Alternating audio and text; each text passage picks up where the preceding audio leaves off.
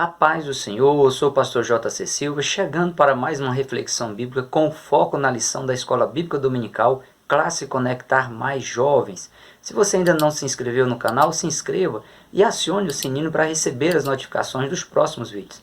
Deixe seu like, seus comentários e compartilhe o vídeo nas suas redes sociais. Aproveite também para conhecer o e-book Os Relacionamentos e Seus Vínculos, Influências que Interferem na Construção da Personalidade e do Conhecimento, clicando aqui no link que está na descrição desse vídeo.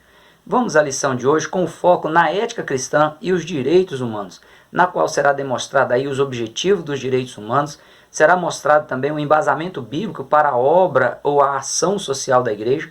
O intuito é promover a conscientização quanto ao papel social da igreja na atualidade. O texto bíblico de referência é Lucas capítulo 10, versículos 25 a 37, onde Jesus, respondendo a um doutor da lei sobre quem seria o seu próximo para ele amar como a si mesmo, contando aí a parábola do bom samaritano, envolvendo a história de um homem que foi assaltado e espancado na estrada de Jerusalém para Jericó, Jesus conta que passou por aquele homem ferido e caído à beira do caminho um sacerdote e um levita sem se importar. Ao passo que um samaritano enviado se compadeceu do homem ferido, fez os primeiros socorros e o deixou aí numa estalagem para ser cuidado e se recuperar.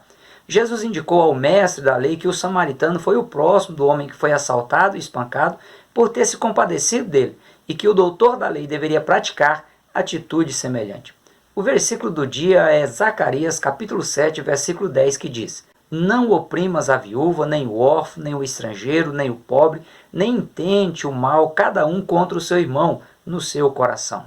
Na verdade aplicada, o pastor César Pereira ele ressalta que a igreja é a extensão do amor de Deus no acolhimento dos necessitados e oprimidos. E essa realidade impõe que as ações da igreja vão muito além das distribuições de cestas básicas às famílias carentes. Considerando que a regra de ouro da ética diz que cada pessoa deva tratar as outras da mesma maneira como gostaria de ser tratada, necessário se faz que se conheça o que envolve os direitos e os deveres de uma pessoa. Considerando que o direito vem do latim rectus e que traz aí a ideia daquilo que é reto e justo, o pastor César Pereira ele define direito como sendo o conjunto de direitos fundamentais que garantem e protegem a dignidade humana.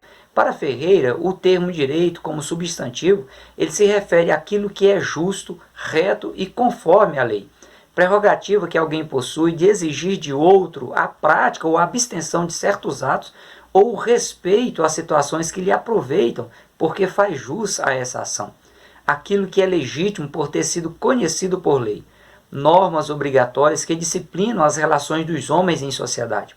No mundo jurídico é conhecido como jurisprudência, que é o conjunto de soluções dadas às questões de direito pelos tribunais superiores, cuja interpretação da lei foi reiterada nos casos concretos submetidos aos seus julgamentos. Vale ressaltar ainda que há muitos direitos que são legais, no entanto, são imorais diante do padrão ético e moral estabelecido por Deus.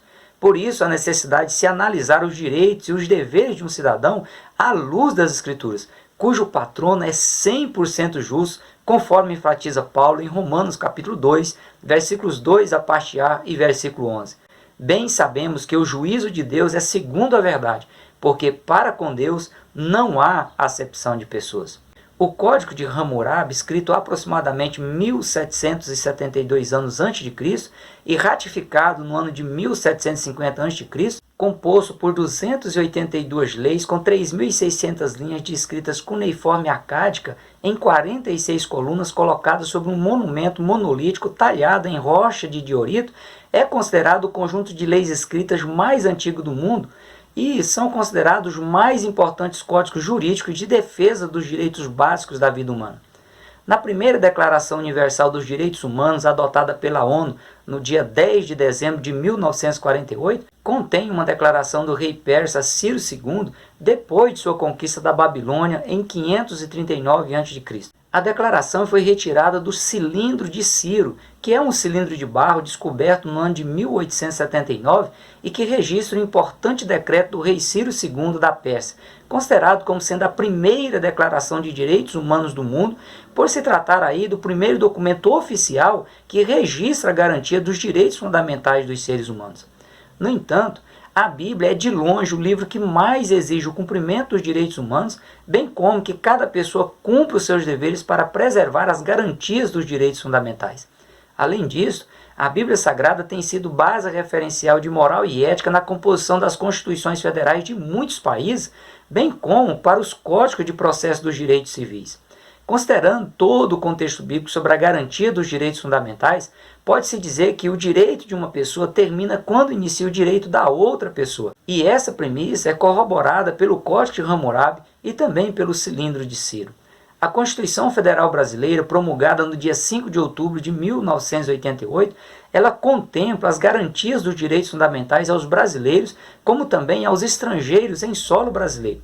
O artigo 5º diz em seu caput: todos são iguais perante a lei, sem distinção de qualquer natureza, garantindo-se aos brasileiros e aos estrangeiros residentes no país a inviolabilidade do direito à vida, à liberdade, à igualdade, à segurança e à propriedade.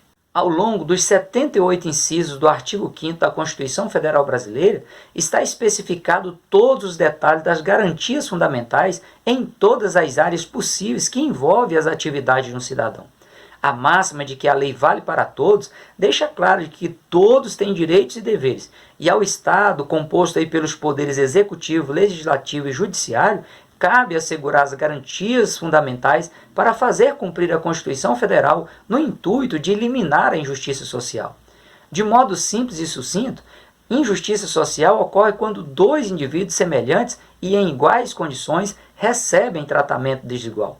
De acordo com o sociólogo Orson Camargo, colaborador do projeto Brasil Escola, para que haja um parâmetro no tratamento dado pela justiça, alguns critérios foram estabelecidos no decorrer da história. A justiça considera nas pessoas as virtudes ou os méritos. A justiça trata os seres humanos como iguais. A justiça trata as pessoas de acordo com suas necessidades, suas capacidades, ou tomando em consideração tanto umas quanto outras. Como mencionei anteriormente, a Bíblia é de longe o livro que mais exige o cumprimento dos direitos fundamentais e que cada pessoa cumpra os seus deveres para preservar as garantias de seus direitos fundamentais. O livro de Gênesis ele foi escrito por Moisés por volta do ano 1688 a.C., enquanto ele estava pastoreando o rebanho de Jetro, seu sogro, no deserto de Midian, nas proximidades do Monte Sinai. E apesar de ter sido escrito quase 100 anos depois do Código de Hammurabi, descreve os relatos da obra criacional ocorridos cerca de 4.100 anos a 4.200 anos antes de Cristo.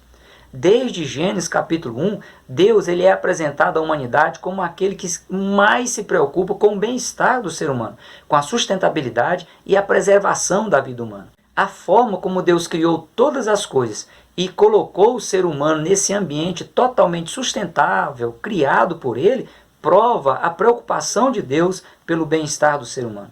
E a garantia dos direitos fundamentais do ser humano é plenamente debatida ao longo das páginas sagradas, em especial nos livros dos profetas menores no Antigo Testamento, que repreenderam de forma severa os reis, os líderes religiosos, pessoas que praticavam injustiça social e foi combatido pelos profetas menores. Nos discursos de Jesus no Novo Testamento, ele foi duro com os governantes da época, com as autoridades religiosas e também as autoridades militares que utilizavam aí da sua posição de autoridade junto à população da época para promover a injustiça social. Demonstrar apoio e compaixão aos necessitados, aos órfãos, às viúvas e aos estrangeiros é um direito fundamental defendido em todo o contexto bíblico e deve ser observado como um princípio instituído por Deus.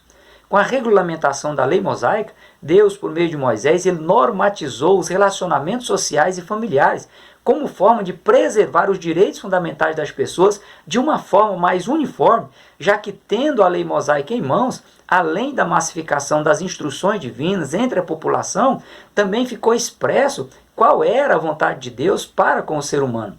E isso foi feito para não restar dúvidas quanto à vontade de Deus em amparar e proteger as pessoas consideradas de classes sociais vulneráveis, como os pobres, as viúvas, os órfãos, os escravos, as mulheres e os estrangeiros. Em Êxodo, capítulo 22, versículos 21 a 28, Deus diz: o estrangeiro não afligirás, nem o oprimirás, pois estrangeiros fostes na terra do Egito. A nenhuma viúva nem órfão afligireis, Se de alguma maneira os afligirdes, e eles clamarem a mim, eu certamente ouvirei o seu clamor. E a minha ira se acenderá, e vos matarei à espada. E vossas mulheres ficarão viúvas, e vossos filhos órfãos. Se emprestares dinheiro ao meu povo, ao pobre que está contigo, não te haverás com ele como um usurário, não lhe imporás usura. Se tomares em penhor a veste do teu próximo, lhe restituirás antes do pôr do sol, porque aquela é a sua cobertura e a veste de sua pele. Em que se deitaria? Será, pois, que quando clamar a mim, eu o ouvirei, porque sou misericordioso. Os juízes não amaldiçoarás, e o príncipe dentre o teu povo não maldirás. O profeta Isaías chegou a alertar em Isaías capítulo 10, versículos 1 e 2. Ai dos que decretam leis injustas, e dos escrivães que escrevem em perversidade, para prejudicarem os pobres em juízo, e para arrebatarem o direito dos aflitos do meu povo, e para despojarem as viúvas, e para roubarem os órfãos. Deus sempre se dispôs e se dispõe a cuidar daqueles que se mantêm justos diante das injustiças desse mundo, como bem expressa o salmista. Os passos de um homem bom são confirmados pelo Senhor, e ele deleita-se no seu caminho. Ainda que caia, não ficará prostrado, pois o Senhor o sustém com a sua mão. Fui moço e agora sou velho, mas nunca vi desamparado o justo, nem a sua descendência a mendigar o pão. Compadece-se sempre e empresta, e a sua descendência é abençoada. Aparta-te do mal e faz o bem, e terás morada para sempre. O salmista, em alto e bom som, ainda diz: quem é como o Senhor, que do pó levanta o pequeno e do monturo ergue o necessitado para o fazer assentar com os príncipes? Sim, com os príncipes do seu povo, que faz com que a mulher estéril habite em família e seja alegre mãe de filhos? Louvai ao Senhor. No Novo Testamento está a maior prova da ação divina em preservar as garantias individuais nos mundos físico e espiritual. A humanização de Jesus, o Deus que se tornou homem, é a maior prova da compaixão de Deus para com os seres humanos em meio às injustiças sociais e espirituais. Jesus sempre teve um olhar misericordioso para com os excluídos da sociedade. Ele se interessava e se interessa em ouvi-los, em instruí-los, em incentivar os bons relacionamentos, e quando as coisas não se resolviam no âmbito humano, Jesus, cheio do Espírito Santo e sob a direção de Deus Pai, orava pelas pessoas e elas eram curadas das enfermidades físicas e libertas das opressões demoníacas. Diante de uma multidão faminta em uma região deserta e com a hora avançada, Jesus disse aos seus discípulos: dai-lhes vós de comer.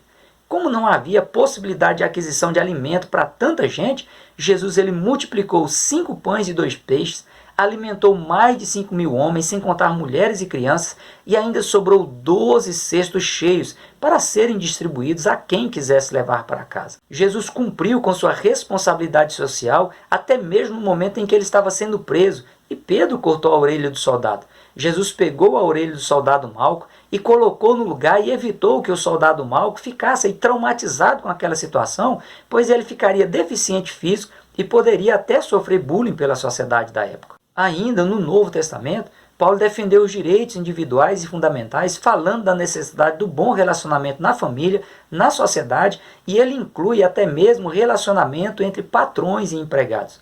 Tiago, meio-irmão de Jesus, chegou a dizer: eis que o salário dos trabalhadores que ceifaram as vossas terras e que por vós foi diminuído clama, e os clamores dos que ceifaram entraram nos ouvidos do Senhor dos Exércitos. Além destes relatos que demonstram o interesse divino em preservar as garantias dos direitos fundamentais no Novo Testamento, o apóstolo Paulo declarou: porque não me envergonho do Evangelho de Cristo, pois é poder de Deus para a salvação de todo aquele que crê, primeiro do judeu e também do grego.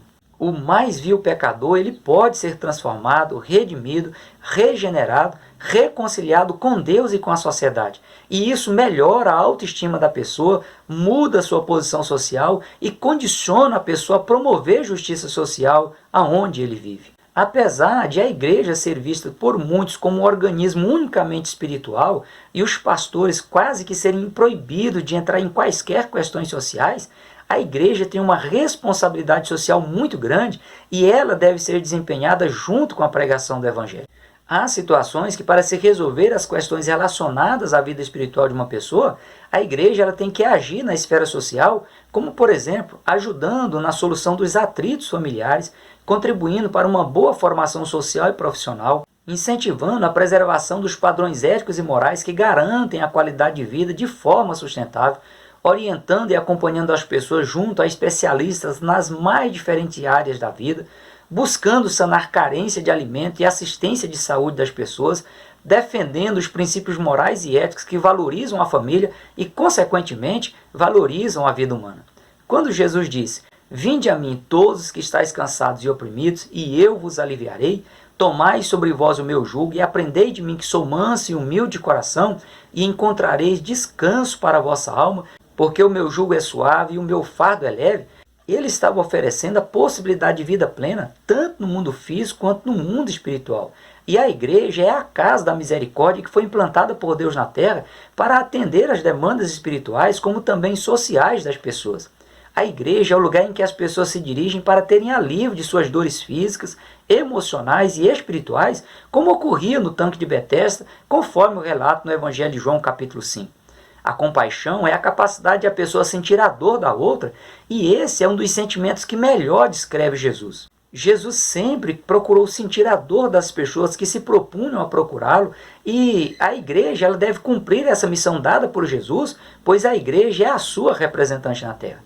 Deus conta contigo, que é a igreja, para fazer a diferença em meio a uma sociedade hedonista que busca o prazer imediato e a qualquer custo, indiferente à dor do próximo e incapaz de amar e de cuidar como Jesus amou e cuidou das pessoas. Jesus ele se preocupou não só com as pessoas próximas a ele. Na oração sacerdotal de João capítulo 17, em que Jesus ele pede proteção a Deus Pai e aos seus servos na terra, ele se preocupou com todos que ao longo da história da humanidade viessem a ser seus discípulos. Em João capítulo 17, versículos 20 e 21, Jesus orou dizendo: "Eu rogo não somente por estes, mas também por todos aqueles que pela sua palavra hão de crer em mim, para que todos sejam um, como tu, ó Pai, o és em mim e eu em ti, que também eles sejam um em nós, para que o mundo creia que tu me enviastes." E à medida que as pessoas elas creem em Jesus e o aceitam como Senhor e Salvador de suas vidas, elas têm também mudado a sua condição social e passam a viver um padrão com melhor qualidade de vida na terra. Agora, a igreja e a assistência social é uma questão que deve ser repensada tanto por parte das pessoas que dependem de cestas básicas oferecidas pelas igrejas e que fazem dessa dependência o único motivo para elas irem à igreja ou para participarem das atividades de uma igreja. Nos casos em que a igreja não pode mais ajudar, as pessoas abandonam a igreja e ainda saem falando mal da igreja. Deve ser repensada também por parte das pessoas que se utilizam da condição financeira de distribuir cestas básicas às pessoas carentes de alimento para ter domínio sobre as pessoas e garantir maior influência social, sem contudo se preocupar com a necessidade da transformação que o Evangelho de Cristo ele pode promover na vida humana e tornar a pessoa autônoma, capaz de sair da condição de dependente da assistência social da igreja ou do Estado. O mundo passa por uma crise econômica e social sem precedentes. O empobrecimento, as doenças, as pandemias e tantas outras mazelas têm provocado um número recorde no desemprego mundial e no índice de pessoas que passam a viver em condições subhumanas. A igreja ela precisa agir na esfera social e os cristãos eles precisam entender essa necessidade e se unirem em prol de um bem maior de acordo com o padrão moral e ético estabelecido por Deus, em que todos têm direitos e deveres iguais. Infelizmente, muitos que se dizem cristãos, eles se propõem a ajudar as pessoas na sociedade em geral, mas eles fecham os olhos para as necessidades básicas da sua própria família. E isso também reflete nas ações sociais da igreja, que precisa priorizar as necessidades dos domésticos na fé. A orientação bíblica é: e o que é instruído na palavra, reparta de todos os seus bens com aquele que o instrui. Então, enquanto temos tempo, façamos o bem a todos, mas principalmente aos domésticos na fé. A religião pura e imaculada para com Deus, o Pai, é esta: visitar os órfãos e as viúvas nas suas tribulações e guardar-se da corrupção do mundo. A diaconia na igreja primitiva ela foi implantada justamente para cuidar da área social, cuidar dos necessitados e supervisionar as distribuições de ajudas humanitárias junto às comunidades em situação de vulnerabilidade social. A missão integral da igreja deve abranger o cuidado com o corpo, com a alma e com o espírito, já que o ser humano ele tem essa composição em sua formação. O apóstolo Tiago, meio-irmão de Jesus, diz: se o irmão ou a irmã tiverem nus e tiverem falta de mantimento cotidiano, e algum de vós lhes disser, ide em paz, aquentai-vos e fartai-vos, e lhes não derdes as coisas necessárias para o corpo, que proveito virá daí? Assim também a fé, se não tiver as obras, é morta em si mesma. Não basta cuidar da vida espiritual da pessoa, como não basta cuidar somente da vida social da pessoa e assisti-la, como não basta também apenas cuidar da estrutura emocional da pessoa, é preciso cuidar do corpo, da alma e do espírito. O pastor César Pereira ele reforça que, na medida do possível, é necessário que se dê suporte às pessoas que estão passando por dificuldades momentâneas, através aí de cestas básicas, consultas médicas, aviação de receitas, apoio psicológico, inserção no mercado de trabalho e até nos cadastramentos dos programas sociais dos governos federal, estadual e municipal. Em Lucas capítulo 10, versículo 27, Jesus respondendo disse: amarás ao Senhor teu Deus de todo o teu coração e de toda a tua alma e de todas as tuas forças e de todo o teu entendimento e ao teu próximo como a ti mesmo. Na sequência do texto, Jesus esclarece na parábola do bom samaritano, em relação ao homem que foi assaltado e deixado meio morto na beira do caminho, que o bom samaritano foi o próximo daquele homem desvalido. Para John Stott, pastor e teólogo anglicano britânico, o seu próximo é uma pessoa, é um ser humano criado por Deus. E você precisa abrir os olhos, ver essa pessoa e se compadecer dessa pessoa dentro do padrão ético e moral expresso nas Escrituras. Como igreja, exerça o seu papel de representante de Deus na terra e, na medida do possível, sem se prejudicar ou sem afetar a sua comunhão com Deus, conheça, defenda e promova os direitos humanos, tendo compaixão daqueles que estão passando situações adversas. Hoje nós ficamos por aqui. Que Deus em Cristo te abençoe e te guarde. Até a próxima reflexão bíblica. Prossiga na paz do Senhor.